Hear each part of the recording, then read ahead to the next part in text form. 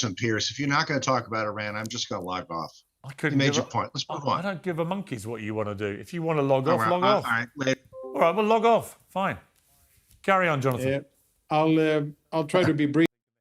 Jonathan Conricus has spent months attacking Piers Morgan online, accusing him of being biased against Israel and claiming that his show is unfair. Well, Piers finally had enough. Instead of arguing back on X, he invited Jonathan onto the show and asked him the one question that I think a lot of people have been wondering. If you genuinely believe this platform is so dishonest and so biased, why do you keep coming back? And from that moment on, the interview completely spiraled. What started as a simple question quickly turned into one of the most tense and explosive exchanges I've seen on Piers Morgan Uncensored in a very long time. Now, if you're new here, I'm Bradley Hostin, and this is The Bradley Hostin Show. Let me know where you're watching from in the comments below. I need you guys to stick with me until the very end because after we watch this clip, I want to explain why I think Jonathan Conricus completely lost control of this interview and why this exchange says something much bigger about the way this debate is being conducted. As usual, let's watch the clip, and then I'll give you guys my thoughts afterwards. The ceasefire is supposedly back on for now, but the US strikes on Iran this weekend were a reminder of the long road ahead. Iran's control of the Hormuz Strait, along with Israel's occupation of southern Lebanon, leave the ceasefire in a state of permanent risk. Perhaps unsurprisingly, the only people who thought this was good news were the people who supported the war in the first place. Part of a shift that is happening away from the interpretation of this not very good MOU in sort of J.D. Vance fashion and toward a much more Marco Rubio-like foreign policy. The idea is that we're not going to keep overlooking Iranian violence, particularly in the Strait of Hormuz. That's great. It's excellent. And the reason it's excellent is because you need the credible threat of use of force in order to get the Iranians to even abide by basic terms of agreements. And when you add what just happened in the Strait of Hormuz to the move that was made by Secretary of State Rubio at the behest of President Trump in this deal between Israel and Lebanon, you're starting to see the beginning of a good foreign policy emerge once again in the Middle East. I don't actually think he knows what he's talking about anymore. All of my panelists tonight were supportive of the war on Iran. They've all appeared on this show at various stages of the conflict to tell me it's going very well and is certain to end in US victory. Time to check in on how that's going. Joining us from the Foundation for Defense of Democracies is the former IDF spokesman, Jonathan Conricus, host of the Josh Hammer Show, Josh Hammer, the former Trump security advisor, Fred Fleitz, and the combat veteran and host of Speak the Truth podcast, Matt Tardio. Welcome to all of you. Jonathan Conricus, we had a little exchange on X this week where we're always quite civilized with each other when you come on my show. You're probably one of my most returning guests, I think, in the history of Uncensored. So I was a little bit surprised by the tone you took with me, but you're perfectly entitled to, obviously. But you got into categorizing this show. You said you and your endless list of lying and unhinged guests have had a vital part in creating and cementing the modern-day blood libels against the Jewish state and its military. Here are some of the more obvious ones. You talk about civilian v combatants ratio, blame everything on Hamas. International starvation and Gaza is starving. You say this is all nonsense. Genocide and war crimes, none of that, nothing to see here. Killing of journalists, no, they're all Hamas. You say I could go on and probably prove that every libel and lie against Israel made up by the United Nations, Al Jazeera, and so on, and countless others have gotten oversized amplification on your show by you and your list of rabid Jew haters. They keep getting invited on your show to spew their toxic lies. The numbers are plain and as simple as can be in modern war. The IDF has the best ratio on record in modern warfare.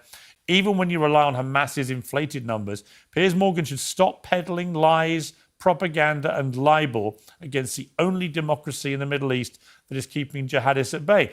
So I guess my first obvious question is, why the fuck do you keep coming on my show? That's how you feel about it. Well, it keeps me sharper, and I enjoy the exchanges. But on a serious note, as you know very well, people watch your show, and it matters. You yourself have commented, and I think with the relevant level of satisfaction which you have earned, that you are an influential, very influential voice in the US, probably the most influential podcaster, non-American podcaster, and a lot of people around the world listen to this for entertainment and information. And I see myself as someone who cares about my country, my military. I also care about truth. And I want to fight and I want to present an Israeli perspective, not necessarily the Israeli perspective. But I think that so far, what I found on this channel, and I'll return your words of courtesy, I found that I've been able to speak and been given the opportunity to present that perspective. But I have to say, Piers, that I stand by my words. And of course, I'm not happy if you don't like them and if it is offensive. No, But you're I do perfectly think- entitled. Let me be clear. You're perfectly entitled to your opinions. I just was under the mistaken belief that by constantly having you back on and many other pro-Israeli guests, that we were having balanced debates between competing positions, competing people. Many people, as you know, have a similarly egregious view of you and the stuff you come out with. And I've interjected a few times when I felt that's got too ad hominem. I was just surprised that you decided to lay into me for platforming people that you categorize everyone, it seems, who's criticized Israel as a Jew everyone. hater, right? Which I think is a grotesque mischaracterization of most of the people you're talking about. And I think that it also plays, to me, it plays into this extremely insidious aspect of the whole debate since October the 7th, which is any criticism of Israel or any criticism of the IDF or any criticism of Benjamin Netanyahu or his government, which contains some of the most disgusting headbangers in the history of governments anywhere in the world. I'm talking about Ben-Gvir, Smodrich and others who openly advocate for burning Lebanon to the ground, who endorse these appalling, aggressive expansions of the settlements on the West Bank, who talk about getting all the Palestinians out of Gaza and so on. You know what I'm talking about. You dismiss them as irrelevant. One of them is the national security minister of your country. So yeah, I take exception, Jonathan, having always, I think, treated you fairly. I've interjected when I felt you've been treated in a particularly unpleasant ad hominem way. And to see you spray gunning your verdict on this show as presenting a platform for endless Jew haters to spread blood libels, and in the process, just disassociating yourself from any criticism that's come Israel's way in a perfectly legitimate manner for a lot of the awful things, frankly, that the Israeli government has been allowing to happen on its watch in the last 4 years, was incredibly disappointing. Because I'm like, if ultimately everyone that criticizes you or the IDF or Netanyahu or Israel or the Israeli government is an automatic Jew hater, that to me is the worst thing of this whole debate from day one. There is no correlation for me between criticizing something you say or Netanyahu says, or particularly Ben-Gvir and Smodrich, or criticizing the IDF when I think they deserve it, that makes me a Jew hater. So I just was surprised. Why do that? Why be so frankly pathetic?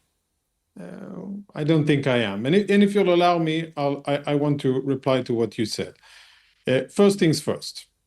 When I say, on this show, as you said, I've been on a few times, and on this show, you've been on dozens of times, to be clear, on a show that you think just platforms Jew haters. This is really getting tiresome, Piers. If you're not going to talk about Iran, I'm just going to log off.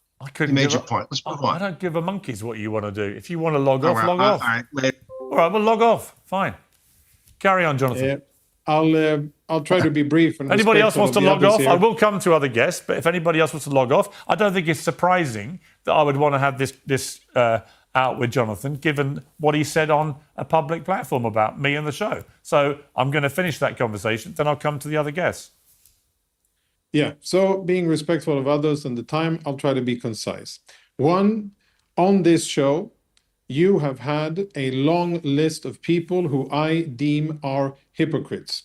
Why do I think that they are hypocrites, and why do I think that their criticism of Israel is actually a facade, a front for good old-fashioned Jew hatred? Is because all of the topics that they allegedly care about, civilians in war, Christians being wounded or maltreated, journalists having a bad day at the office or even getting wounded or God forbid, killed, and humanitarian aid, international law, media freedom, a long, long list, international war and the ratio of non-combatants versus combatants killed in urban warfare, terrorism, sexual violence. The list is very long, and so many of the people who have been repeat offenders on this show, Anna Kasparian, Cenk Uygur, Mehdi Hassan, and many others have gotten this powerful platform, and they haven't had to face questions like me.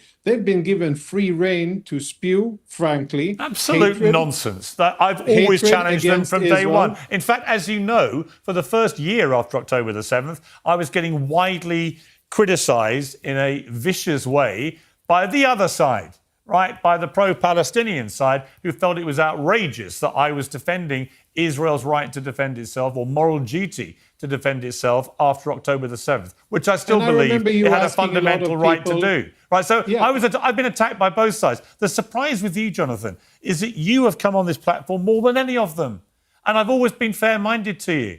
And yet you decided to disparage the show, to trash the show, trash me by association, and brand pretty much anyone that you don't agree with about this. And bear in mind the subtext, which is that Israel has been getting. Israel's been becoming increasingly a global pariah, and one of the reasons for that, which I find incredibly dispiriting, as somebody who has a lot of Jewish friends and who has always supported Israel, its right to exist, its right to defend itself, all of those things. The most dispiriting thing is that this constant refrain that any criticism immediately is actually about Jew hatred. No, it isn't. It is an appalling. You talk about blood libels. That right there is a blood libel. When it is repeated, and I'm not going to be in a contest here. You've got the mic. You're in the studio. I'm not even going to try to compete with your mic. I just want to say this: when people are given continuous platforms to come with their tired. With Mehdi Hassan, he's basically repeating Hamas propaganda, doing it in English and adapting it to a Western audience. And you have Anna Kasparian, and you have Cenk, and you have all other matters of people who have come here. And what about all the pro-Israeli guests I've had? Not just you, but Alan Dershowitz and a string of others who've come on to argue and debate with all those people you're talking about. And when you say that I, cast aside the entire show and that anybody who criticizes Israel is illegitimate, definitely not. Well, that's pretty much what you said on your expos. No, on your show, you have heard me say several times direct criticism of the IDF, of wrongdoings, of the Israeli government, of various ministers who I think have made horrible mistakes and distasteful comments and been part of very negative developments. And I have said that clearly, unequivocally. When Israel, by mistake, hit a humanitarian, the World Kitchen convoy, by mistake, misidentified them for Hamas terrorists, we struck them. I wasn't spokesperson then, but I said clearly, this shouldn't have happened. And I'm happy that an Israeli by your criteria, then you must be reprimanded. In that case, you must be a Jew hater spreading blood libels. Anyway, let's move on to. So let me give you guys my thoughts, because I think this exchange highlighted one of the biggest problems with this entire debate. First of all, I'll leave a link to the full episode of Piers Morgan Uncensored in the description below, because I think it's important that people watch the entire conversation and make up their own minds. Now, here's what really stood out to me. What we saw in this clip is something we've seen time and time again. The moment someone criticizes the Israeli government or questions its actions, the conversation immediately shifts away from the criticism itself and toward the motives of the person making it. Instead of engaging with the argument, the accusation becomes, "You're anti-Semitic," or "You hate Jewish people." Those are two completely different things. Criticizing the policies of a government is not automatically the same as hating an entire group of people, and I think it's important that we don't blur that distinction. What also caught my attention was Jonathan's approach throughout the interview. Rather than addressing many of the criticisms directly, he spent a lot of time questioning the people making them. He labeled guests, questioned their credibility, and attacked their motives. But that doesn't necessarily answer the points they were raising. And that's why I thought Piers' question at the beginning was such a good one. If you genuinely believe his platform is hostile, unfair, and biased against Israel, Why do you keep coming back? Nobody is forcing you to appear on the show. The reality is, Jonathan has been one of the most frequent guests on Piers Morgan Uncensored. That doesn't really fit the picture of someone who's being silenced. Now, I'll be the first to say that I don't always agree with Piers Morgan. There are plenty of times I've criticized him on this channel. But one thing I do think he deserves credit for is that he consistently puts people with opposing views on the same stage.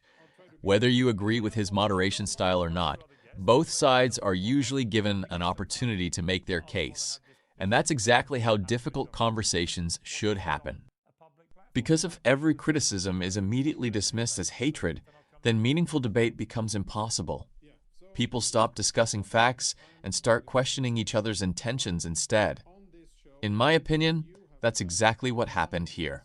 But those are just my thoughts. Let me know what you think down in the comments below. And don't forget to like, share, and subscribe for more news commentaries. I'll see you guys in the next one.